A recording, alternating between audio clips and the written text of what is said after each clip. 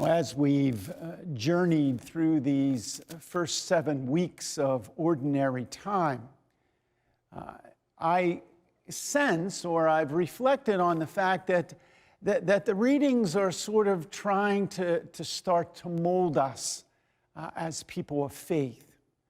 We go back maybe to one of the first couple of Sundays of ordinary time, and we saw Jesus enter into his public ministry and begin to gather his disciples. And then in recent weeks, we've heard part of Luke's version of the Sermon on the Plain. We've heard challenges of loving our enemies and praying for those who hurt us. And today we sort of have an odd little group of sayings by Jesus. We might say that they're sort of like wisdom sayings, things that are sort of practical, questions that are answerable very quickly. Like do two blind people guide each other? If they do, they're apt to fall into a pit. Though sometimes I think today, with all of the technology we have, maybe blind people can guide blind people and not fall into that pit. But certainly during Jesus' time, that was not a possibility.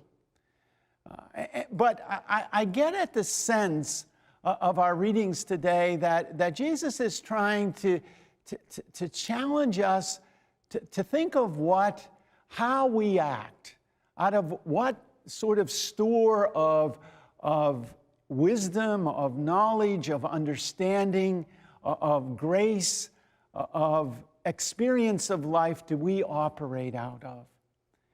And the essence of it is, if we want to be a good person, if we want to be a faith-filled person, if we want to be a disciple, then we have to somehow form that storehouse of what we have into goodness. And I would guess there's many ways to do that, but I'll just give you one from my own experience of life.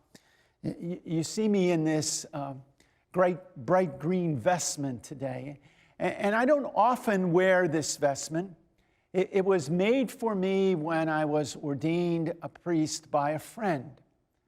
But sometimes when I feel myself down, sometimes when I'm readying myself to celebrate the Eucharist, and I sense I'm not in a good space, I sometimes put this vestment on because it reminds me of goodness. It reminds me of a relationship. It reminds me of a friendship. It reminds me of the presence of God in my life.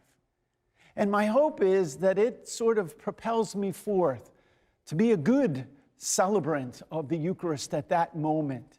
And hopefully maybe changes the darkness that's sitting over me because of struggles and difficulties and problems and the challenges of the world, to always see goodness first, to always act out of that goodness, to speak out of that goodness, to live out of that goodness. Now, I have to say I'm not perfect at it, and I have my bad days and my struggles, and oftentimes you folks point them out to me after you view or celebrate the Sunday Mass with us.